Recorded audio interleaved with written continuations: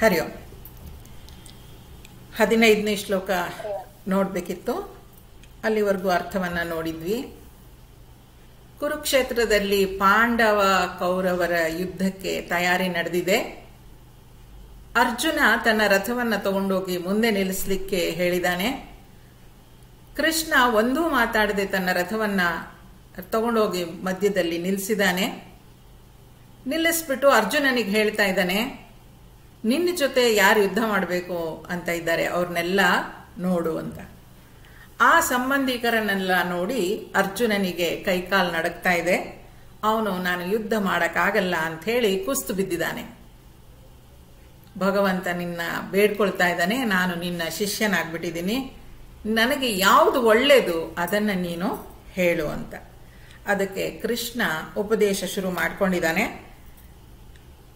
ನಾವು 14ನೇ ಶ್ಲೋಕದವರೆಗೂ ನೋಡಿದ್ವಿ. ಯಾವುದಕ್ಕೆ ಅಳಬಾರ್ದು ಅದಕ್ಕೋಸ್ಕರ ಅಳ್ತಾ ಇದೀಯಾ, ನೀನು ಅಳ್ಬೇಡ ಅಂತ ಹೇಳಿದಾನೆ. ಮುಂದುವರಿತಾ ಏನು ಹೇಳ್ತಾನೆ ನೋಡೋಣ. ಅರ್ಥವನ್ಯಾರು ಓದ್ತೀರಾ? ರೇಖಾ ಓದಕ್ಕಾಗತ್ತಾ? ಗಗನ್ವಿಹಾರ್ ರೇಖಾ. ಹಾ. ಯಂ ಹಿ ನ ವ್ಯಥಯಂತ್ಯೇತೆ ಪುರುಷಂ ಪುರುಷರ್ಷಭ ಸಮದುಃಖ ಸುಖಂ ಧೀರಂ ಸೋಮೃತತ್ವಾಯ ಕಲ್ಪತೆ. ಇವುಗಳು ಯಾರನ್ನು ಬಾಧಿಸುವುದಿಲ್ಲವೋ, ಯಾರಿಗೆ ನೋವು ನಲಿವು ಒಂದೇ ಆಗಿರುತ್ತದೆಯೋ ಅಂತಹ ಧೀರನು, ಎಲೈ ಪುರುಷ ಶ್ರೇಷ್ಠನೇ, ಆತ್ಮನ ಅಮೃತತ್ವವನ್ನು ತಿಳಿಯುವುದಕ್ಕೆ ಅರ್ಹನಾಗುತ್ತಾನೆ. ಹಿಂದಿನ ಶ್ಲೋಕದಲ್ಲಿ ನೋಡಿದ್ವಿ, ಇಂದ್ರಿಯಗಳ ಮೂಲಕ ಹೊರ ಪ್ರಪಂಚದಿಂದ ಸಿಗುವ ಶೀತ ಮತ್ತು ಉಷ್ಣ, ನಲಿವು ಮತ್ತು ನೋವುಗಳು ಆದಿ ಮತ್ತು ಅಂತ್ಯವನ್ನು ಹೊಂದಿವೆ. ಅವುಗಳು ಅನಿತ್ಯ, ಅವುಗಳನ್ನು ಸಹಿಸಿಕೋ, ಅದನ್ನ ನೋಡಿದ್ವಿ ಅಲ್ವಾ. ಈ ಪ್ರಪಂಚದಲ್ಲಿ ಬರುವಂತಹ ಶೀತ ಉಷ್ಣ, ನೋವು ನಲಿವು ಇವೆಲ್ಲವೂ ಪ್ರಾರಂಭ ಆಗತ್ತೆ, ಆದ್ರಿಂದ ಅದು ಕೊನೆಗೊಳ್ಳುತ್ತೆ. ಇವುಗಳು ಯಾರನ್ನು ಬಾಧಿಸುವುದಿಲ್ಲವೋ, ಯಾರಿಗೆ ನೋವು ನಲಿವು ಒಂದೇ ಆಗಿರುತ್ತದೆಯೋ ಅಂತಹ ಧೀರನು, ಎಲೈ ಪುರುಷ ಶ್ರೇಷ್ಠನೇ, ಆತ್ಮನ ಅಮೃತತ್ವವನ್ನು ತಿಳಿಯುವುದಕ್ಕೆ ಅರ್ಹನಾಗಿರುತ್ತಾನೆ. ಈಗ ಆತ್ಮನ ಅಮೃತತ್ವ ತಿಳಿಬೇಕು ಅನ್ನೋದಾದ್ರೆ ಅವನಿಗೊಂದು ಕ್ವಾಲಿಫಿಕೇಶನ್ ಇರಬೇಕು. ಆ ಕ್ವಾಲಿಫಿಕೇಶನ್ ಏನು ಹೇಳ್ತಿದ್ದಾನೆ? ನೋವು ನಲಿವು ಒಂದೇ ಆಗಿರುತ್ತೆ, ಮತ್ತೆ ಈ ಶೀತ ಉಷ್ಣ ಅವನನ್ನ ಬಾಧಿಸೋದಿಲ್ಲ. ಬಾಧಿಸೋದೇ ಇಲ್ಲ ಅಂತಂದ್ರೆ ಏನು ಅವನಿಗೆ ಚಳಿನೇ ಆಗೋದಿಲ್ವಾ? ಹಾಗೆಲ್ಲ ಅಲ್ಲ, ಅವನಿಗೂ ಚಳಿ ಆಗತ್ತೆ, ಅವನ ಮನುಷ್ಯ ಅಲ್ವಾ, ಅವನಿಗೂ ಚಳಿ ಆಗತ್ತೆ, ಅವನಿಗೂ ನೋವು ನಲಿವು ಇರುತ್ತೆ. ಆದರೆ ಅದಕ್ಕೆ ನಾನು ಹೇಳಿದಾಗೆ ಹೆಚ್ಚಿನ ಪ್ರಾಮುಖ್ಯತೆಯನ್ನು ಅವನು ಕೊಡೋದಿಲ್ಲ. ಈಗ ಚಳಿ ಆಯಿತು ಅಂದರೆ ಚಳಿ ಚಳಿ ಚಳಿ ಅಂತ ಎಲ್ಲರ ಮುಂದೆ ಬರೀ ಅದೇ ಮಾತು, ಏನು ಚಳಿಯಪ್ಪ, ಏನು ಸೆಕೆಯಪ್ಪ, ಬೇರೆ ಮಾತಾಡಲಿಕ್ಕೆ ಏನು ಇರೋದೇ ಇಲ್ಲ. ಅದು ಪ್ರತಿ ವರ್ಷ ಹಾಗೆ ಆಗತ್ತೆ, ಚಳಿ ಬರುತ್ತೆ ಸೆಕೆ ಆಗತ್ತೆ, ಚಳಿ ಬರುತ್ತೆ ಸೆಕೆ ಆಗತ್ತೆ, ಇದು ನಡೀತಾನೇ ಇರುತ್ತೆ. ಆದ್ರಿಂದ ಅವನಿಗದು ದೊಡ್ಡ ವಿಷಯ ಅಂತ ಅನ್ಸೋದೇ ಇಲ್ಲ. ಅವನು ಈ ಅಮೃತತ್ವಕ್ಕೆ ತಯಾರಾಗಿರ್ತಾನೆ. ಹೇಗೆ ಅಂತಂದ್ರೆ ನೋಡಿ, ಇದು ಈಗ ನಮ್ಮ ಮನಸ್ಸಲ್ಲಿ ವಿಚಾರಗಳು ಓಡುತ್ತಾ ಇರುತ್ತೆ.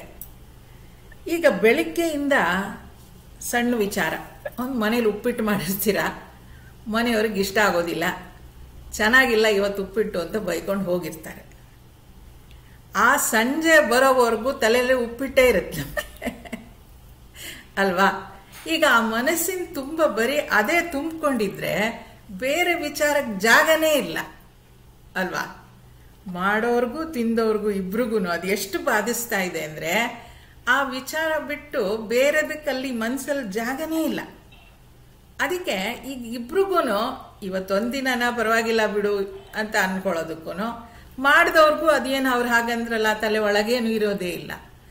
ಆಗ ಆ ವಿಚಾರ ಅಲ್ಲೇ ಮುಗ್ದು ಹೋಗ್ಬಿಡುತ್ತೆ, ಮನಸ್ಸು ಖಾಲಿ ಇರುತ್ತೆ. ಆ ಮನಸ್ಸು ಇವಾಗ ಬೇರೆ ವಿಚಾರ ಮಾಡೋದಕ್ಕೆ ಅವಕಾಶ ಇರುತ್ತೆ, ಹೌದಲ್ವಾ. ಇದು ನಮ್ಮ ದಿನನಿತ್ಯದ ಅನುಭವ. ಅವ್ರು ಅದನ್ನೇ ಹೇಳ್ತಿರೋದು ನೋಡಿ, ಇವುಗಳು ಯಾರನ್ನು ಬಾಧಿಸುವುದಿಲ್ಲವೋ, ನೀನು ಏನು ತಿಂಡಿ ಮಾಡಿದ್ಯಾ, ಇಷ್ಟು ದಿವಸ ತಿಂದಿದ್ದೀವಿ, ಇವತ್ತೊಂದು ದಿನ ತಿನ್ನೋಕೇನೋ ಅಂದ್ಕೊಂಡು ಹೋಗೋರಿಗೆ ಬಾಧಿಸೋದೇ ಇಲ್ಲ. ಏನೋ ದಿನ ಒಂದೊಂದು ಅಡುಗೆ ಮಾಡ್ತೀವಿ, ಇವತ್ತೊಂದು ದಿನ ಉಪ್ಪಿಟ್ಟಾಗಿದೆ ಅಂತ ನಾವು ಬಾಧಿಸ್ಕೊಳ್ದೇ ಇದ್ರೆ ಆವಾಗ ಬೇರೆ ವಿಚಾರಗಳಿಗೆ ಟೈಮ್ ಇರುತ್ತೆ. ಇದು ಸುಮ್ಮನೆ ಉದಾಹರಣೆ ಕೊಡ್ತಾ ಇರೋದು. ಇದೇ ಥರ ಸಾಕಷ್ಟು ವಿಚಾರಗಳು ನಮ್ಮ ತಲೆಯಲ್ಲಿ ತುಂಬ್ಕೊಂಡ್ಬಿಟ್ಟಿರುತ್ತೆ. ಅದು ಖಾಲಿ ಆದ್ರಷ್ಟೇ ನಾವು ಭಗವಂತನ ಯೋಚನೆಗೆ ಟೈಮ್ ಕೊಡ್ಲಿಕ್ಕಾಗೋದು. ಅದಕ್ಕೆ ಖಾಲಿ ಮಾಡ್ಕೊಳ್ಳೋದಕ್ಕೇನೋ ಅವನು ಹೇಳ್ತಿದ್ದಾನೆ, ನೋವು ನಲಿವು ಒಂದೇ ಆಗಿರುತ್ತದೋ. ಈಗ ನಲಿವು ಪರವಾಗಿಲ್ಲ, ನಾವು ಯಾರ ಹತ್ರನೂ ಹೇಳ್ಕೊಳ್ಳಲ್ಲ. ಈಗ ನೋಡಿ, ಮನುಷ್ಯರಲ್ಲಿ ನಾವು ಎಷ್ಟು ಇದು ಅಂದರೆ, ನಮ್ಮ ಮನಸ್ಸಿಗೆ ದುಃಖ ಆದರೆ ತುಂಬ ಜನದ ಹತ್ರ ಹೇಳ್ಕೊಳ್ತೀವಿ. ಸುಖ ಅಂತ ಇದ್ರೆ ಭಾಳ ಜನದ ಹತ್ರ ಏನು ಹೇಳ್ಕೊಳ್ಳಲ್ಲ. ಅಯ್ಯೋ ಹೇಳ್ಕೊಂಡ್ರೆ ದೃಷ್ಟಿ ಆಗ್ಬಿಡುತ್ತೆ, ಏನೋ ಒಂದಿರುತ್ತೆ ನಮ್ಮ ಹತ್ರ ಅಲ್ವಾ. ಖುಷಿಯನ್ನು ತುಂಬ ಜನದ ಹತ್ರ ಹೇಳ್ಕೊಳಕ್ ಹೋಗಲ್ಲ. ಅದೇ ದುಃಖವನ್ನು ತುಂಬ ಜನದ ಹತ್ರ ಹಂಚ್ಕೊಳ್ತೀವಿ. ಸ್ವಲ್ಪ ನಾವು ಅನಲೈಸ್ ಮಾಡ್ಕೊಂಡು ನೋಡಿಕೊಂಡ್ರೆ ಈ ನೋವು ನಲಿವು ಅಥವಾ ಹಾಗೆ ಹೇಳ್ಕೊಳ್ಳೋರು ಇರ್ಬೋದು, ಅಪರೂಪ. ಸುಖವನ್ನು ತುಂಬ ಜನದ ಹತ್ರ ಹೇಳ್ಕೊಳ್ಳೋರು ಕಡಿಮೆ. ನೋವು ನಲಿವು ಒಂದೇ ಆಗಿರುತ್ತೆ ಅಂತಂದ್ರೆ ಅವನಿಗೆ ನೋವು ನಲಿವು ಗೊತ್ತೇ ಆಗೋದಿಲ್ವಾ ಅಂತ ಅಲ್ಲ. ಆ ನೋವು ನಲಿವು ಅನ್ನುವಂಥದ್ದು ಅವನನ್ನ ಹೆಚ್ಚು ಬಾಧಿಸೋದಿಲ್ಲ ಅಂತಂದ್ರೆ, ಈ ಖುಷಿ ಆದ್ರೆ ತುಂಬಾ ಖುಷಿ ಆಗ್ಬಿಡ್ತಾರೆ. ದುಃಖ ಆದ್ರೆ ಅವರನ್ನ ಮೇಲೆ ಎಬ್ಬಿಸ್ಲಿಕ್ಕೆ ಆಗಲ್ಲ, ಅಷ್ಟು ದುಃಖ ಪಟ್ಟು ಬಿಡ್ತಾರೆ. ಹಾಗೆ ತುಂಬಾ ದುಃಖ ಅಥವಾ ಅಂದ್ರೆ ತುಂಬಾ ಇಂಟೆನ್ಸಿಟಿಯಲ್ಲಿ ಯಾರು ಅನುಭವಿಸ್ತಿರ್ತಾರೋ ಅವರಿಗೆ ಮನಸ್ಸು ಪ್ರಶಾಂತವಾಗಿರ್ಲಿಕ್ಕೆ ಸಾಧ್ಯ ಇಲ್ಲ. ಈ ನೋವು ನಲಿವು ಒಂದೇ ಆಗಿರೋದು ಅಂತಂದ್ರೆ ಅವನು ಆ ನೋವಿಂದ ವಾಪಸ್ಸು ಏನೋ ಸಮಾಧಾನ ಸ್ಥಿತಿಗೆ ಬೇಗ ಬಂದ್ಬಿಡ್ತಾನೆ. ಹೇಗಪ್ಪ ಅಂತಂದ್ರೆ, ನಾನು ನಿಮ್ಗೆ ಹೇಳಿದ್ದ ಕೂಡ ಅನ್ಸುತ್ತೆ, ಸುಮಾರು ಸಲ ಕ್ಲಾಸಲ್ಲಿ ಹೇಳ್ತಿರ್ತೀನಿ, ಇವತ್ತು ಹೇಳ್ತೀನಿ. ಜೀವನದಲ್ಲಿ ಪೆಟ್ಟು ಒಬ್ಬ ಜ್ಞಾನಿಗೂ ಬೀಳುತ್ತೆ, ಅಜ್ಞಾನಿಗೂ ಬೀಳುತ್ತೆ. ಅಂದ್ರೆ ಶಾಸ್ತ್ರ ಇದು ಓದ್ಕೊಂಡಿರೋನ್ಗೂ ಸುಖ ದುಃಖ ಇರುತ್ತೆ, ಏನು ಓದಿಲ್ದೇ ಇರೋನ್ಗೂ ಸುಖ ದುಃಖ ಇರುತ್ತೆ. ಯಾಕಂದ್ರೆ ಪ್ರಪಂಚ ಅದೇ, ಅವನ ಪ್ರಪಂಚ ಬೇರೆ, ನಮ್ಮ ಪ್ರಪಂಚ ಬೇರೆ ಇಲ್ಲಿ ಆಗ್ಲೇ ಇಲ್ಲ. ಸ್ವಾಮೀಜಿ ಅವ್ರು ಹೇಳೋ ಪ್ರಕಾರ, ಯಾರು ಒಂದು ಪೆಟ್ಟು ಬಿದ್ದಾಗ ಅಳ್ತಾನೇ ಇರ್ತಾನೋ ಅವನು ಅಜ್ಞಾನಿ ಅಂತ. ಯಾರು ಆ ಪೆಟ್ಟಿಂದ ಬೇಗ ರಿಕವರ್ ಆಗ್ತಾನೋ ಅವನು ಜ್ಞಾನಿ ಅಂತ. ಅಂದ್ರೆ ಆ ಪೆಟ್ಟು ಅವನಿಗೆ ತುಂಬಾ ಹೊತ್ತು ಬಾಧಿಸೋದಿಲ್ಲ, ಅವನು ಬೇಗ ಅದರಿಂದ ಏನು ಹಾಕ್ತಾನೆ, ರಿಲ್ಯಾಕ್ಸ್ ಮಾಡ್ಕೊಳ್ತಾನೆ ಅಂತ. ಆ ಥರದಲ್ಲಿ ಅಂದ್ರೆ ನೋವು ನಲಿವು ಒಂದೇ ಆಗೋದು ಅಂದ್ರೆ ಇದು. ಅವನಿಗೆ ಆ ಪೆಟ್ಟು ಬಿದ್ದರೂ ಕೂಡ ತುಂಬ ಹೊತ್ತೇನು ಅವನಿಗೆ ಮನಸ್ಸಿಗೆ ಕಿರಿಕಿರಿ ಆಗೋದು, ವಾರಗಟ್ಟಲೆ ಬೇಕಾಗೋದು ಸುಧಾರಿಸ್ಕೊಳ್ಳೋದಕ್ಕೆ, ಆ ಥರ ಇರಲ್ಲ. ಹಾಗೆ ಸುಖ ಕೂಡ ಅಷ್ಟೇ, ಅವನು ಏನು ತುಂಬ ಜಾಯ್ಫುಲ್ಲಾಗಿ ಕಿರ್ಚಾಡ್ಕೊಂಡು ನಾನು ತುಂಬ ಸಂತೋಷವಾಗಿದ್ದೀನಿ ಆ ಥರದಲ್ಲಿ ಮೆರೆಯೋದಿಲ್ಲ. ಎಲ್ಲವನ್ನು ಅವನು ಸಮನಾಗಿ ತಗೊಳ್ತಾ ಇರ್ತಾನೆ. ಖುಷಿ ಆಗುತ್ತೆ, ಚೆನ್ನಾಗಿದೆ, ಅಷ್ಟೇ. ದುಃಖ ಆಗತ್ತೆ, ಹೌದು ದುಃಖ ಆಗಿದೆ, ಮತ್ತೆ ಸರಿ ಹೋಗುತ್ತೆ. ಅವನಿಗೆ ತುಂಬ ಹೊತ್ತು ಅವನು ಹತ್ಕೊಂಡು ಕೂತ್ಕೊಳ್ಳೋದಿಲ್ಲ. ಯಾರಿಗೆ ನೋವು ನಲಿವು ಒಂದೇ ಆಗಿರುತ್ತದೆಯೋ ಅಂತಹ ಧೀರನು ನೋಡಿ, ಅವನು ಧೈರ್ಯವಂತ ಆಗಿರಬೇಕು. ಇದನ್ನ ಸಹಿಸ್ಕೊಳ್ಳೋದಕ್ಕೆ, ದುಃಖವನ್ನ ಸಹಿಸ್ಕೊಳ್ಳೋದಕ್ಕೆ, ಸಂತೋಷವನ್ನು ಕೂಡ ಹಿಡಿದಿಟ್ಕೊಳ್ಳೋದಕ್ಕೆ ಅವನೊಬ್ಬ ಧೀರನಾಗಿರಬೇಕು. ಅಂತಹ ಧೀರನು ಆತ್ಮನ ಅಮೃತತ್ವವನ್ನು ತಿಳಿಯುವುದಕ್ಕೆ ಅರ್ಹನಾಗುತ್ತಾನೆ. ಈಗ ನಮಗೆ ಟೈಮ್ ಸಿಕ್ತು, ಏನಂದ್ರೆ ಮನಸ್ಸಿನಲ್ಲಿ ಬೇರೆ ಉಪ್ಪಿಟ್ಟಿನ ಕತೆ, ಬೇರೆ ಕತೆಗಳೆಲ್ಲ ಬಿಟ್ಟು ಹೋಗಿರೋದ್ರಿಂದ ನಾವು ಭಗವಂತನ ವಿಚಾರ ಮಾಡಲಿಕ್ಕೆ ಟೈಮ್ ಸಿಕ್ಕತ್ತೆ. ಅಂತ ಅವನಿಗೆ ಅಮೃತತ್ವವನ್ನು ತಿಳಿಯೋದಕ್ಕೆ ಅರ್ಹತೆ ಇರುತ್ತೆ. ಅರ್ಹತೆ ಅಂತಂದ್ರೆ ಅವನು ಯೋಗ್ಯನಾಗ್ತಾನೆ ಅಂತ ಹೇಳ್ತಾ ಇದ್ದಾನೆ ಭಗವಂತ. ನಾಸತೋ ವಿದ್ಯತೆ ಭಾವಃ ನಾಭಾವೋ ವಿದ್ಯತೆ ಸತಃ ಉಭಯೋರಪಿ ದೃಷ್ಟೋಂತಃ ತ್ವನಯೋಸ್ತತ್ವದರ್ಶಿಭಿಃ.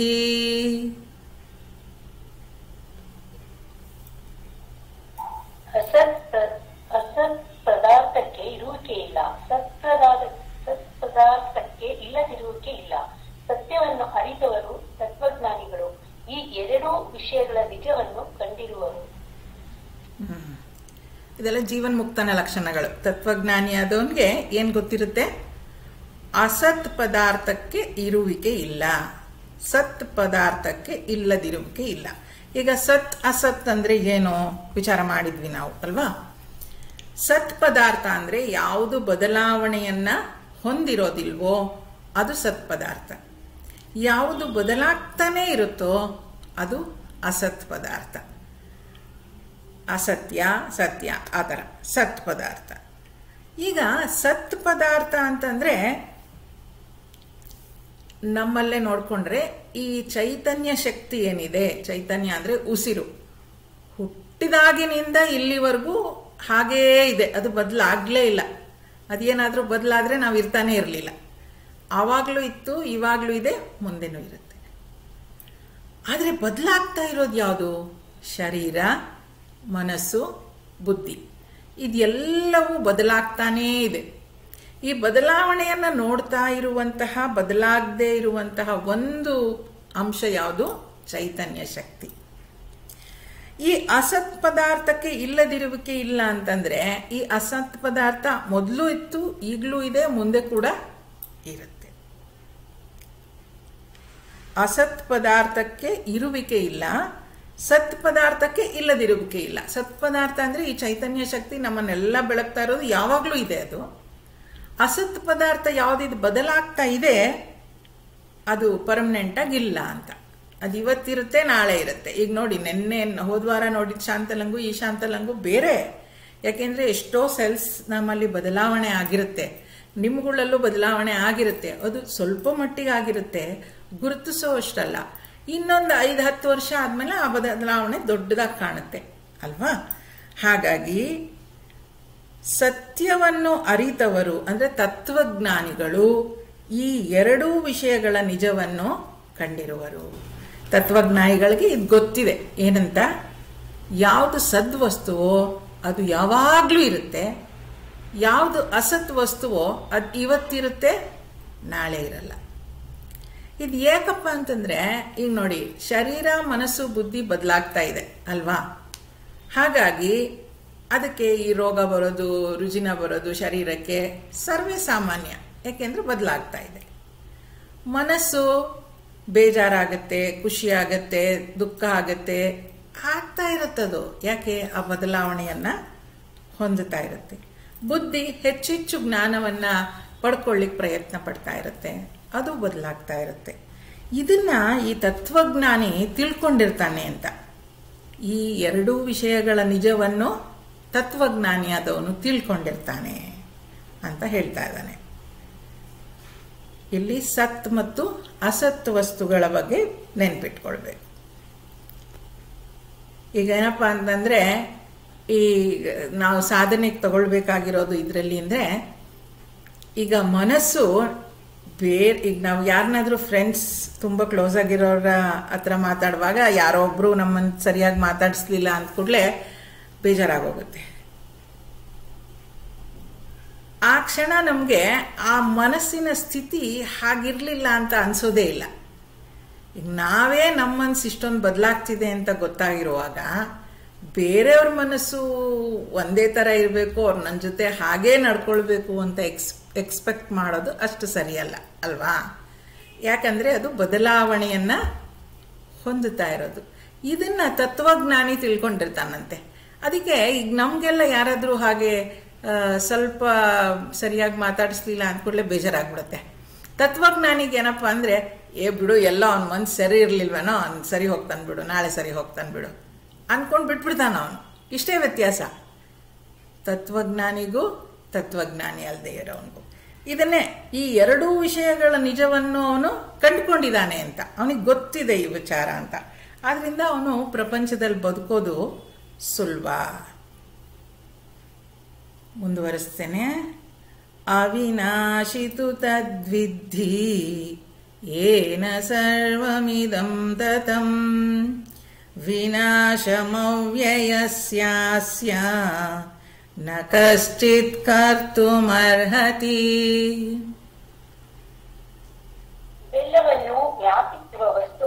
ಅವಿನಾಶಿ ಎಂದು ತಿಳಿ. ಆ ಅವಿನಾಶಿಯನ್ನು ಯಾರೂ ನಾಶ ಮಾಡಲಾರರು. ಈ ಸತ್ ಮತ್ತೆ ಅಸತ್ ಪದಾರ್ಥಗಳು ಅಂತ ಏನ್ ಹೇಳ್ತೀವಿ, ಈ ಶರೀರ, ಮನಸ್ಸು, ಬುದ್ಧಿ ಮತ್ತು ಚೈತನ್ಯ, ಇದೆಲ್ಲವನ್ನು ವ್ಯಾಪಿಸಿರೋದು ಒಂದು ಅವಿನಾಶಿ ಶಕ್ತಿ. ಅಂದ್ರೆ ಅದನ್ನ ನಾಶ ಮಾಡಲಿಕ್ಕೆ ಸಾಧ್ಯನೇ ಇಲ್ಲ. ಅದನ್ನು, ಆ ಅವಿನಾಶಿಯನ್ನು ಯಾರು ನಾಶ ಮಾಡಲಾರರು. ಅದನ್ನ ನಾಶ ಮಾಡಲಿಕ್ಕೆ ಸಾಧ್ಯನೇ ಇಲ್ಲ. ಈಗ ಶರೀರ, ಮನಸ್ಸು, ಬುದ್ಧಿ ನಾಶ ಆಗೋಗುತ್ತೆ, ನಮ್ಮಲ್ಲಿರುವ ಚೈತನ್ಯ ಶಕ್ತಿ ನಾಶ ಆಗಲ್ಲ. ಹಾಗೆ ಆ ನಾಶ ಆಗದೇ ಇರೋ ಶಕ್ತಿ ಸರ್ವವ್ಯಾಪಿಯಾಗಿದೆ, ಅದನ್ನು ಯಾರು ನಾಶ ಮಾಡಲಿಕ್ಕೆ ಸಾಧ್ಯ ಇಲ್ಲ. ಹೇಗಪ್ಪ ಅಂದರೆ, ಇದು ಉದಾಹರಣೆ ಕೊಡುವಾಗ ನಮಗೆಲ್ಲ ಸಾಮಾನ್ಯವಾಗಿ ಅಧ್ಯಾತ್ಮದಲ್ಲಿ ಹೇಳೋದು ಮಡಕೆ ಮತ್ತು ಮಣ್ಣು. ಈ ಮಡಕೆ ಒಡೆದು ನಾಶ ಆಗ್ಬೋದು, ಆದರೆ ಆ ಮಡಕೆಯಲ್ಲಿರೋ ಮಣ್ಣಿನ ಅಂಶ ಏನಿದೆ ಅದು ನಾಶ ಆಗಕ್ಕಾಗಲ್ಲ. ಅಂದರೆ ಅದು ಇರುತ್ತೆ, ಮಣ್ಣು ಮಣ್ಣಾಗೆ ಇರುತ್ತೆ. ಆ ಉದಾಹರಣೆಯನ್ನು ಕೊಡ್ತಾರೆ. ಹಾಗೆ ಈ ಶರೀರ, ಮನಸ್ಸು, ಬುದ್ಧಿ ನಾಶ ಆಗ್ಬೋದು, ಆದರೆ ನಮ್ಮನ್ನು ಬೆಳಗ್ತಾ ಇರೋ ಚೈತನ್ಯ ವಸ್ತು ನಾಶ ಆಗಲ್ಲ. ಅದು ಯಾವಾಗಲೂ ಇದ್ದೇ ಇರುತ್ತೆ, ಅದನ್ನು ನಾಶ ಮಾಡ್ಲಿಕ್ಕೆ ಕೂಡ ಆಗೋದಿಲ್ಲ. ಅಂತವಂತ ಇಮೇ ದೇಹಾ ನಿತ್ಯಸ್ಯೋಕ್ತ ಶರೀರಿಣಃ ಅನಾಶಿನೋ ಪ್ರಮೇಯಸ್ಯ ತಸ್ಮಾದುಧ್ಯಸ್ವ ಭಾರತ. ಅವಿನಾಶಿಯೋ ಅಪ್ರಮೇಯನೋ ಆದ ಶರೀರಿಯ ಈ ದೇಹಗಳು ಅಂತ್ಯವುಳ್ಳವು, ನಶ್ವರ. ಈ ಸತ್ಯವನ್ನು ತಿಳಿದ ನೀನು ಯುದ್ಧಕ್ಕೆ ಸಿದ್ಧನಾಗು. ಅವಿನಾಶಿಯೂ ಅಪ್ರಮೇಯನೂ ಆದ ಈ ಶರೀರ, ಈ ದೇಹಗಳು ಅಂತ್ಯವುಳ್ಳವು. ನೋಡಿ, ಯಾವುದು ಪ್ರಾರಂಭ ಆಗುತ್ತೋ, ಹುಟ್ಟತ್ತೋ, ಅದು ನಾಶ ಆಗುತ್ತೆ. ಎಲ್ಲದರಲ್ಲೂ ಶರೀರ ಮಟ್ಟದಲ್ಲಿ ಸಣ್ಣದಾಗಿ ಹುಟ್ಟಿದ ಒಂದು ಮಗು ಒಂದಿನ ನಾಶ ಆಗತ್ತೆ, ಮನಸ್ಸಿನಲ್ಲಿ ಹುಟ್ಟಿದ ಒಂದು ವಿಚಾರ ನಾಶ ಆಗತ್ತೆ ಅಲ್ವಾ. ಬುದ್ಧಿಯಲ್ಲಿ ಏನು ವಿಚಾರಗಳು ಬರ್ತಾ ಇರುತ್ತೋ ಅವು ಕೂಡ ಒಂದಲ್ಲ. ಯಾಕೆ? ಅದು ಬಂತು, ವಿಚಾರ ಹೋಗುತ್ತೆ, ಹೊಸ ವಿಚಾರ ಬರುತ್ತೆ, ಹೊಸ ವಿಚಾರ ಬರುತ್ತೆ ಹೋಗುತ್ತೆ, ಬರುತ್ತೆ ಹೋಗುತ್ತೆ. ಯಾವುದು ಬರುತ್ತೋ ಅದು ಹೋಗುತ್ತೆ ಅಲ್ವಾ. ಆದ ಈ ಶರೀರಿಯ ನೋಡಿ, ಇಲ್ಲಿ ಅಪ್ರಮೇಯನೂ ಆದ ಶರೀರಿ ಅಂದ್ರೆ ಬೇರೆ, ಶರೀರ ಅಂದ್ರೆ ಬೇರೆ. ಶರೀರಿ ಅಂದ್ರೆ ನಮ್ಮಲ್ಲಿರುವಂತಹ ಚೈತನ್ಯ ಶಕ್ತಿ, ಶರೀರ ಅಂದ್ರೆ ದೇಹ. ಶರೀರಿ ಎರಡು, ಶರೀರದಲ್ಲಿರೋದು ಶರೀರಿ. ಶರೀರಿಯ ಈ ದೇಹಗಳು ಅಂತ್ಯವುಳ್ಳವು. ಅಂದ್ರೆ ನಾವು ಅಂದ್ಕೋತೀವಿ ಈ ಶರೀರದಲ್ಲಿ ಆತ್ಮ ಇದೆ ಅಂತ ಅಲ್ವಾ. ಆತ್ಮ ಇರೋದು ಶರೀರಿ, ಇದ್ರೊಳಗಿದೆ, ಇದು ಶರೀರ ಅಂತ. ಈ ಶರೀರ ಏನಾಗುತ್ತೆ, ಅಂತ್ಯವುಳ್ಳಂಥದ್ದು. ಅಂದರೆ ಇದು ನಶ್ವರ. ನಾವು ಭಜಗೋವಿಂದಮಲ್ಲಿ ಕೂಡ ಓದ್ತಾ ಇದ್ವಿ ಅಲ್ವಾ, ನಶ್ವರ ಅನ್ನೋ ಶಬ್ದ ಉಪಯೋಗಿಸ್ತಾ ಇದ್ವಿ. ಯಾವುದು ಅಂತ್ಯ ಉಳ್ಳುತ್ತೋ ಅವೆಲ್ಲವೂ ನಶ್ವರ. ಈ ಸತ್ಯವನ್ನು ತಿಳಿದ ನೀನು ಯುದ್ಧಕ್ಕೆ ಸಿದ್ಧನಾಗು. ಆದ್ರಿಂದ ನೀನು ಯುದ್ಧವನ್ನ ಮಾಡು. ಯಾಕಂದ್ರೆ ಈ ಶರೀರ ನೀನು ಯುದ್ಧದಲ್ಲಿ ಸೋಲ್ಸಿದ್ರೂ ಸಾಯತ್ತೆ, ನೀನೇನು ಮಾಡಲಿಲ್ಲ ಅಂದ್ರೂ ಒಂದಲ್ಲ ಒಂದಿನ ಆ ಶರೀರಗಳು ನಾಶ ಆಗೇ ಆಗತ್ತೆ. ಆದ್ರಿಂದ ನೀನು ಯುದ್ಧಕ್ಕೆ ಸಿದ್ಧನಾಗು ಅಂತ ಇಲ್ಲಿ ಕೃಷ್ಣ ಹೇಳ್ತಾ ಇದ್ದಾನೆ. ಮುಂದಿನ ಶ್ಲೋಕ. ಯ ಏನಂ ವೇತ್ತಿ ಹಂತಾರಂ ಯಶ್ಚೈನಂ ಮನ್ಯತೆ ಹತಂ ಉಭೌ ತೌ ನ ವಿಜಾನೀತಃ ನಾಯಂ ಹಂತಿ ನ ಹನ್ಯತೆ. ಆತ್ಮನೇ ಕೊಲ್ಲುವವನು ಎಂದು ಯಾರು ಭಾವಿಸುವರೋ ಮತ್ತು ಆತ್ಮನು ಸತ್ತನು ಎಂದು ಯಾರು ತಿಳಿಯುವರೋ ಇವರಿಬ್ಬರಿಗೂ ನಿಜ ತಿಳಿಯದು. ಆತ್ಮನು ಯಾರನ್ನೂ ಕೊಲ್ಲುವುದೂ ಇಲ್ಲ, ಯಾರಿಂದಲೂ ಕೊಲ್ಲಿಸಿಕೊಳ್ಳುವುದೂ ಇಲ್ಲ. ಇಲ್ಲಿ ಆತ್ಮನ ಬಗ್ಗೆ, ಶರೀರಿ ಹಿಂದಿನ ಶ್ಲೋಕದಲ್ಲಿ ನೋಡಿದ್ವಿ. ಈ ಶ್ಲೋಕದಲ್ಲಿ ಆ ಶರೀರಿಯನ್ನೇ ಆತ್ಮ ಅಂತ ಹೇಳ್ತಾ ಇರೋದು. ಈ ಆತ್ಮ ಯಾರಿಂದಲೂ ಕೊಲ್ಲಲಿಕ್ಕೆ ಸಾಧ್ಯ ಇಲ್ಲ, ಅಥವಾ ಕೊಲ್ಲಿಸ್ಕೊಂಡ ಅಂತಲೂ ಹೇಳಲಿಕ್ಕಾಗಲ್ಲ. ಆ ಚೈತನ್ಯ ಶಕ್ತಿ ಏನಿದೆ ಅದಿರೋದ್ರಿಂದ ಈ ಶರೀರ ಓಡಾಡ್ತಾ ಇದೆ. ಆ ಚೈತನ್ಯ ಶಕ್ತಿ ಈ ಶರೀರವನ್ನು ಬಿಟ್ಟು ಹೋಯಿತು ಅಂತಂದರೆ ಈ ಶರೀರ ಬಿದ್ದು ಹೋಗುತ್ತೆ. ಅದನ್ನೇ ಇಲ್ಲಿ ಹೇಳ್ತಾ ಇದ್ದಾರೆ. ಈ ಶರೀರ ಸತ್ತು ಹೋಗುತ್ತೆ ಹೊರತು ಆ ಶರೀರದಲ್ಲಿರುವ ಶರೀರಿ, ಆ ಆತ್ಮತತ್ವ ಏನೂ ಆಗಲ್ಲ, ಅದು ಹಾಗೇ ಇರುತ್ತೆ. ಈಗ ನೋಡಿ, ನಾವು ಮಾತಾಡುವಾಗ್ಲೂ ಎಲ್ಲ ಭಾಷೆಯಲ್ಲೂ ಕೂಡ ಹೇಳೋದೇನು, ಡೆಡ್ ಆ್ಯಂಡ್ ಗಾನ್ ಅಂತೀವಿ. ಡೆಡ್ ಯಾವುದು? ಶರೀರ. ಗಾನ್ ಯಾವುದು? ಆತ್ಮಶಕ್ತಿ. ಮರ್ ಗಯ ಅಂತೀವಿ. ಸತ್ತಿದ್ ಯಾವುದು? ಶರೀರ. ಗಯ ಯಾವುದು? ಆತ್ಮತತ್ವ. ಹಾಗೆ ಈ ಶರೀರ ಸಾಯುತ್ತೆ, ಅದರಲ್ಲಿರುವ ಆತ್ಮ ಸಾಯೋದಿಲ್ಲ. ಅದನ್ನೇ ಇಲ್ಲಿ ಹೇಳ್ತಾನೆ. ಆತ್ಮನನ್ನು ಕೊಲ್ಲಲಿಕ್ಕೂ ಆಗಲ್ಲ, ಅವನನ್ನು ಕೊಲ್ಲಿಸ್ಕೊಳ್ಳಿಕ್ಕೂ ಸಾಧ್ಯ ಇಲ್ಲ. ಆತ್ಮನೇ ಕೊಲ್ಲುವವನು ಎಂದು ಯಾರು ಭಾವಿಸುವರೋ ಮತ್ತು ಆತ್ಮನು ಸತ್ತನು ಎಂದು ಯಾರು ತಿಳಿಯುವರೋ ಇಬ್ಬರಿಗೂ ನಿಜ ತಿಳಿಯದು. ಆತ್ಮನು ಯಾರನ್ನು ಕೊಲ್ಲುವುದೂ ಇಲ್ಲ, ಯಾರಿಂದಲೂ ಕೊಲ್ಲಿಸಿಕೊಳ್ಳುವುದೂ ಇಲ್ಲ. ಏನಿದ್ರೂ ಅಲ್ಲಿ ಶರೀರ ನಾಶ ಆಗುತ್ತೆ, ಆತ್ಮ ನಾಶ ಆಗೋದಿಲ್ಲ ಅಂತ ಮತ್ತೆ ಮತ್ತೆ ಕೃಷ್ಣ ಹೇಳ್ತಾ ಇದ್ದಾನೆ. ನ ಜಾಯತೆ ಮ್ರಿಯತೆ ವಾ ಕದಾಚಿತ್ ನಾಯಂ ಭೂತ್ವಾ ಭವಿತಾ ವಾ ನ ಭೂಯಃ ಅಜೋ ನಿತ್ಯ ಶಾಶ್ವತೋಯಂ ಪುರಾಣಃ ನ ಹನ್ಯತೆ ಹನ್ಯಮಾನೇ ಶರೀರೇ. ಇವನು ಹುಟ್ಟುವುದಿಲ್ಲ, ಇವನು ಎಂದೂ ಸಾಯುವುದೂ ಇಲ್ಲ, ಈಗ ಇದ್ದು ಮುಂದೆ ಇಲ್ಲದವನಾಗುವುದಿಲ್ಲ. ಆದುದರಿಂದ ಈತನು ಹುಟ್ಟಿಲ್ಲದವನು, ನಿತ್ಯನು, ಶಾಶ್ವತನು, ಪುರಾತನನು. ಶರೀರ ಸತ್ತರೂ ಇವನಿಗೆ ಸಾವಿಲ್ಲ. ಇವನು ಅಂತ ಹೇಳುವಾಗ ಯಾರಿಗೆ ಹೇಳ್ತಾ ಇರೋದು? ಆತ್ಮನನ್ನ ಕುರಿತಾಗಿ. ಈ ಆತ್ಮ ಹುಟ್ಟಿತು, ಆತ್ಮ ಸಾಯ್ತು ಹಾಗೆಲ್ಲ ಇಲ್ಲ. ಇದು ಸ್ವಲ್ಪ ಮೊದಲು ಕೇಳುವಾಗ ವಿಚಿತ್ರ ಅನಿಸುತ್ತೆ. ಮುಂದಿನ ಅಧ್ಯಾಯಗಳಲ್ಲಿ ಅದು ಹೆಚ್ಚಿನ ವಿವರಣೆ ಸಿಕ್ಕಾಗ ಹೆಚ್ಚು ಕ್ಲಿಯರ್ ಆಗ್ತಾ ಹೋಗುತ್ತೆ. ಆತ್ಮ ಅನ್ನೋದು ಹುಟ್ಟೋದು ಇಲ್ಲ, ಸಾಯೋದು ಇಲ್ಲ. ಶರೀರ ಮಾತ್ರ ವ್ಯಕ್ತ ಆಗತ್ತೆ ಅಂತ ಹೇಳ್ತಾರೆ. ಅದು ವ್ಯಕ್ತ ಅವ್ಯಕ್ತ ಅಂತ. ಹೇಗೆ ಈಗ ಒಂದು ಮರದಲ್ಲಿ ಬೀಜ ಇರುತ್ತಲ್ವಾ, ಬೀಜ, ಆ ಸಣ್ಣ ಬೀಜದಲ್ಲೇ ಆ ಮರ ಕೂಡ ಇದೆ. ಹಾಗಂತ ಹೇಳುವಾಗ ಮರ ವ್ಯಕ್ತ ಸ್ವರೂಪ, ಅಂದರೆ ಅದು ಮ್ಯಾನಿಫೆಸ್ಟ್ ಆಗಿದೆ. ಬೀಜದಲ್ಲಿ ಅದು ಅವ್ಯಕ್ತ ಸ್ವರೂಪದಲ್ಲಿದೆ. ಹಾಗೆ ಈ ಆತ್ಮ ಅನ್ನುವಂಥದ್ದು ಕೂಡ ಈ ಶರೀರ ಸಿಕ್ಕ ಕೂಡಲೇ ಅದು ವ್ಯಕ್ತ ಆಗತ್ತೆ. ಇಲ್ಲದೆ ಇದ್ರೆ ಅದು ಅನ್ಮ್ಯಾನಿಫೆಸ್ಟ್, ಅಂದರೆ ವ್ಯಕ್ತ ಆಗಿಲ್ಲದೆ ಇರುವಂಥ ಸ್ಥಿತಿಯಲ್ಲಿ ಇರುತ್ತೆ. ಯಾವಾಗಲೂ ಇರುತ್ತೆ ಅದು ಅಂತ.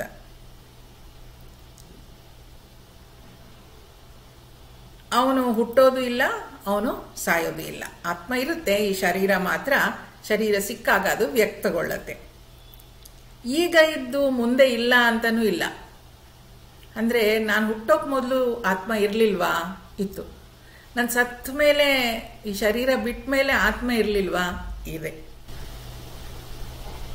ಅವನು ನಿತ್ಯ, ಅವನು ಶಾಶ್ವತ, ಪುರಾತನ. ಶರೀರ ಸತ್ತರೂ ಇವನಿಗೆ ಸಾವಿಲ್ಲ. ಶರೀರ ಹೋದ್ರೂ ಕೂಡ ಈ ಆತ್ಮಕ್ಕೆ ಸಾವಿಲ್ಲ, ಅದು ಇದ್ದೇ ಇದೆ ಅಂತ ಭಗವಂತ ಹೇಳ್ತಾನೆ.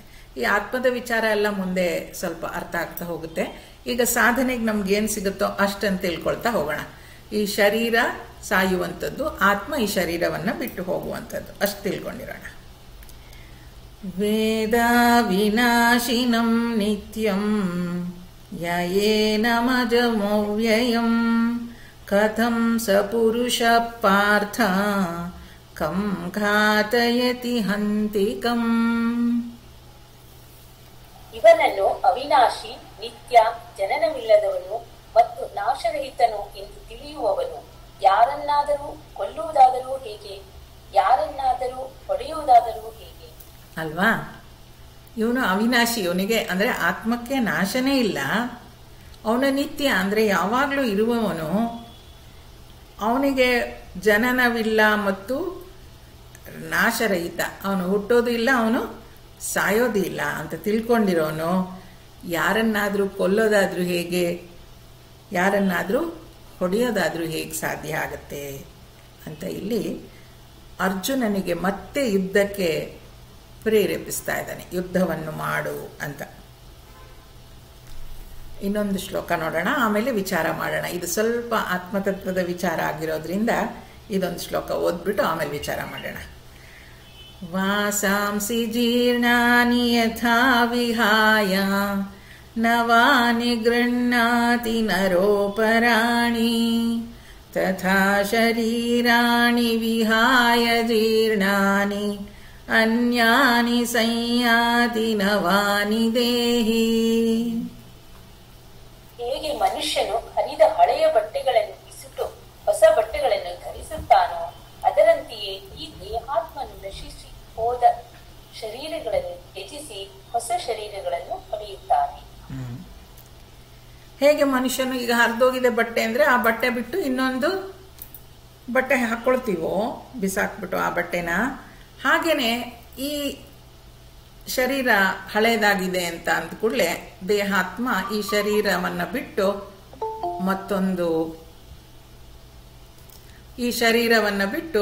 ಮತ್ತೊಂದು ಇದಕ್ಕೆ ಸೇರ್ಕೊಳ್ಳುತ್ತೆ ಅಂತ ಹೇಳ್ತಾರೆ. ಅಂದ್ರೆ ಇನ್ನೊಂದು ಹೊಸ ಶರೀರವನ್ನ ಪಡೆಯುತ್ತೆ.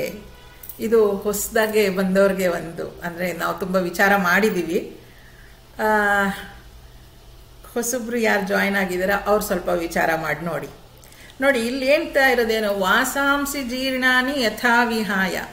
ಹಳೆ ಬಟ್ಟೆಗಳನ್ನ ಬಿಟ್ಟು ಹೊಸ ಬಟ್ಟೆಗಳನ್ನ ಹೇಗೆ ಆತ್ಮ ನಾವು ತೊಟ್ಕೊಳ್ತೀವೋ ಅದೇ ರೀತಿ ಆತ್ಮ ಹಳೆ ಶರೀರವನ್ನ ಬಿಟ್ಟು ಹೊಸ ಶರೀರವನ್ನ ಪಡ್ಕೊಳ್ಳುತ್ತೆ ಅಂತ. ಆದ್ರೆ ಎಷ್ಟೋ ಸಣ್ಣ ಮಕ್ಕಳೇ ಶರೀರ ಬಿಟ್ಬಿಡುತ್ತಲ್ವಾ, ಅಲ್ಲಿಗೆ ಹಳೆ ಶರೀರ ಅಂತ ಎಲ್ಲಾಗಿರುತ್ತೆ.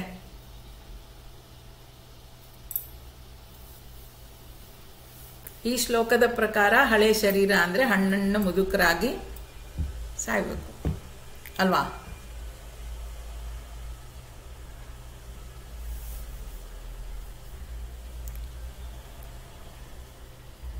ಯೋಚನೆ ಮಾಡಿ ಹೇಳಿ ನನಗೆ, ಆಯ್ತಾ? ಶ್ಲೋಕದ ಪ್ರಕಾರ ಹೇಗೆ ಮನುಷ್ಯನು ಹರಿದ ಹಳೆಯ ಬಟ್ಟೆಗಳನ್ನು ಬಿಸುಟು ಹೊಸ ಬಟ್ಟೆಗಳನ್ನು ಧರಿಸುತ್ತಾನೋ ಅದರಂತೆಯೇ ಈ ದೇಹಾತ್ಮನು ನಶಿಸಿ ಹೋದ ಶರೀರವನ್ನು ತ್ಯಜಿಸಿ ಹೊಸ ಶರೀರಗಳನ್ನು ಪಡೆಯುತ್ತಾನೆ ಅಂತ ಹೇಳ್ತಾರೆ. ಎಷ್ಟೋ ಸಣ್ಣ ವಯಸ್ಸಲ್ಲೇ ಸತ್ತೋಗೋರು ನೋಡ್ತೀವಿ, ಹುಟ್ಟಿದ ಮಕ್ಕಳು ಹೋಗ್ಬಿಡ್ತಾರೆ, ಅಲ್ಲೆಲ್ಲಿ ಶರೀರ ನಶಿಸಿರುತ್ತೆ, ಶರೀರ ನಶಿಸೇ ಇರಲ್ಲ. ಆದ್ರೂ ಕೂಡ ಆತ್ಮ ಶರೀರವನ್ನು ಬಿಟ್ಟು ಹೊರಟೋಗ್ಬಿಡುತ್ತಲ್ವಾ, ಯಾಕೆ ಯೋಚನೆ ಮಾಡಬೇಕು. ಒಳ್ಳೆಯದು. ಅಲ್ಲಿಗೆ ಆ ಶ್ಲೋಕದವರೆಗೂ ನಿಲ್ಲಿಸಿರೋಣ, ಮತ್ತೆ ಮುಂದುವರಿಸೋಣ. ಇಷ್ಟರವರೆಗೂ ನೋಡಿದ್ರಲ್ಲಿ ನಾವು ತಿಳ್ಕೊಳ್ಬೇಕಾಗಿರೋದು, ಶರೀರ ಮನಸ್ಸು ಬುದ್ಧಿ ನಾಶ ಆಗತ್ತೆ, ಆತ್ಮ ನಾಶ ಆಗೋದಿಲ್ಲ. ಇದು ನಮಗೆ ಮನಸ್ಸಿನಲ್ಲಿ ಸ್ಥಿರವಾಗಿ ಕುಳಿತುಕೊಳ್ಬೇಕು. ಮತ್ತೆ ಜೀವನ್ಮುಕ್ತನ ಲಕ್ಷಣವನ್ನು ಕೂಡ ಇಲ್ಲಿ ಹೇಳಿದೆ. ಏನಾಗುತ್ತೆ, ಮನಸ್ಸು ತಯಾರಾಗಬೇಕು ನಾವು ಈ ಅಮೃತತ್ವವನ್ನ ತಗೊಳ್ಳಿಕ್ಕೆ, ಮನಸ್ಸು ಪ್ರಶಾಂತ ಆಗಬೇಕು. ಹಾಗಿದ್ದಾಗ ಮಾತ್ರ ಈ ವಿಚಾರಗಳು ಅಂದ್ರೆ ಈ ಅಮೃತತ್ವವನ್ನ ತಿಳ್ಕೊಳ್ಳೋದಕ್ಕೆ ಅರ್ಹನಾಗ್ತಾನೆ ಅಂತ. ಒಳ್ಳೆಯದು. ಇದು ಸ್ವಲ್ಪ ನೀವುಗಳ ವಿಚಾರ ಮಾಡಿದ್ರೆ ಆವಾಗ ಅದು ಮನಸ್ಸಿಗೆ ಸ್ವಲ್ಪ ಕೂರತ್ತೆ. ಏನು ಆತ್ಮ ಅಂದ್ರೇನು, ಶರೀರ ಅಂದ್ರೇನು, ಅವಿನಾಶಿ ಅಂದ್ರೇನು, ಈ ವಿಚಾರಗಳು ನಶ್ವರ ಅಂದ್ರೇನು, ಈ ಥರದ್ದು ಸ್ವಲ್ಪ ಇದು ಮನಸ್ಸಿಗೆ ನಮಗೆ ಕಂಫರ್ಟಬಲ್ ಫೀಲ್ ಬಂದ ಕೂಡಲೇ ಮುಂದೆ ಎಲ್ಲ ಓದಲಿಕ್ಕೆ ಅನುಕೂಲ ಆಗತ್ತೆ. ಯಾಕೆ ನಾನು ಮತ್ತೆ ಮತ್ತೆ ನಿಮಗೆ ಮಾತಾಡಬೇಕು ಅಂತ ಹೇಳ್ತೀನಿ ಅಂದರೆ, ಈ ಜ್ಞಾನ ನಮ್ದಾಗಬೇಕು ಅನ್ನೋದಾದ್ರೆ ಮೊದಲು ಶ್ರವಣ ಕೇಳಬೇಕು, ಇಲ್ಲ ಓದ್ತೀವಿ, ಆಮೇಲೆ ಅದು ಮನನ ಆಗಬೇಕು. ಮನನ ಅಂತ ಅಂದ್ಕೂಡಲೇ ನಾವು ಈಗಾಗಲೇ ಏನೋ ವಿಚಾರಗಳು ತಿಳ್ಕೊಂಡಿದ್ದೀವಿ, ಈಗ ಇಲ್ಲೇನೋ ವಿಚಾರ ಹೇಳ್ತಾ ಇದೆ, ಆತ್ಮಕ್ಕೆ ಸಾವಿಲ್ಲ, ಆ ಥರ ಎಲ್ಲ. ನಾನು ತಿಳ್ಕೊಂಡಿರೋ ವಿಚಾರಕ್ಕೂ ಈ ಶಾಸ್ತ್ರ ಹೇಳ್ತಿರೋ ವಿಚಾರದಕ್ಕೂ ಒಂದು ಮಂಥನ ಆಗತ್ತೆ. ಮಂಥನ ಅಂತಂದ್ರೆ ವಿಚಾರ ವಿಮರ್ಶೆ ಆಗತ್ತೆ. ಇಲ್ವಲ್ಲ, ನಾನು ಈಗ ತಿಳ್ಕೊಂಡಿರಲಿಲ್ಲ, ಇಲ್ಲೇನೋ ಸ್ವಲ್ಪ ಬೇರೆ ಹೇಳ್ತಾ ಇದೆಯಲ್ಲ ಈ ವಿಚಾರ, ಇದು ಮಂಥನ ಆಗತ್ತೆ. ಮಂಥನ ಆದಮೇಲೆ ಒಪ್ಕೊಳ್ತೀವಿ, ಏನಂತ ಅರ್ಥ ಆಗುತ್ತೆ, ಶಾಸ್ತ್ರದಲ್ಲಿ ಹೇಳಿರೋದೇ ಸರಿ ಅಂತ. ಅದಾದಮೇಲೆ ನಿಧಿಧ್ಯಾಸನ, ಅದೇ ಥರ ಆ ಪ್ರಾಕ್ಟೀಸ್ ಮಾಡಲಿಕ್ಕೆ ನಾವು ತಯಾರಾಗ್ತೀವಿ. ಅದರಿಂದ 25% ಜ್ಞಾನ ಶ್ರವಣದಿಂದ ಬರುತ್ತೆ, 25% ಶ್ರವಣ ಮನನದಿಂದ ಆಗುತ್ತೆ, 25% ನಾಲೆಡ್ಜು, ಇನ್ನು 25% ನಿಧಿಧ್ಯಾಸನದಿಂದ ಆಗತ್ತೆ. ಇನ್ನು ಉಳಿದಿದ್ದ 25% ನಮಗೆ ಸಿಗೋದು ಜೀವನದ ಅನುಭವದಿಂದ ಮಾತ್ರ. ಅದ ಅನುಭವಕ್ಕೆ ಬಂದಾಗ ಮಾತ್ರ ಕಂಪ್ಲೀಟ್ ಆಗೋದು. ಆದ್ದರಿಂದ ಈ ಸತ್ಸಂಗದಲ್ಲಿ ವಿಚಾರ ಮಾಡಬೇಕು. ಈಗ ನಾವು ಮಾತಾಡಿದರೆ ಅದು ಮನಸ್ಸಿನಲ್ಲಿ ಕೂರತ್ತೆ ಅಂತ ಅಷ್ಟೇ ಅಲ್ವಾ. ಸೊ ವಿಚಾರ ವಿನಿಮಯ ಮಾಡಿಕೊಂಡ್ರೆ ಅದು ಸ್ವಲ್ಪ ಡಿಸ್ಕಷನ್ನಲ್ಲಿ ನಮಗೆ ಕ್ಲಾರಿಟಿ ಸಿಗುತ್ತೆ. ಅದರಿಂದ ಮಾತಾಡಿ ಅಂತ ಹೇಳೋದು. ಇವತ್ತು ವಿಚಾರ ಮಾಡಿದ ಶ್ಲೋಕಗಳಲ್ಲಿ ಏನಾದರೂ ಕೇಳಲಿಕ್ಕಿದೆಯಾ? ಕೇಳ್ಬೋದು.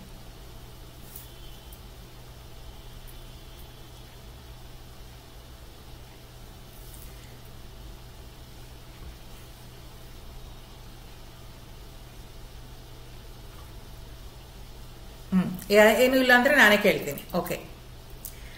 ಯಾರಿಗೆ ನೋವು ನಲಿವು ಒಂದೇ ಆಗಿರುತ್ತದೋ ಅಂತ ನೋಡಿದ್ವಿ ಅಲ್ವಾ? ಏನು ಹಾಗಂದ್ರೆ ಆ ವ್ಯಕ್ತಿ ಹೇಗಿರಬೇಕು ಪ್ರಪಂಚದಲ್ಲಿ? ನೋವು ನಲಿವು ಒಂದೇ ಆಗಿರಬೇಕು. ಜೀವನ್ಮುಕ್ತನ ಲಕ್ಷಣಗಳನ್ನ ಹೊಂದಿರ್ತಾನೆ. He is ready for that. How will he B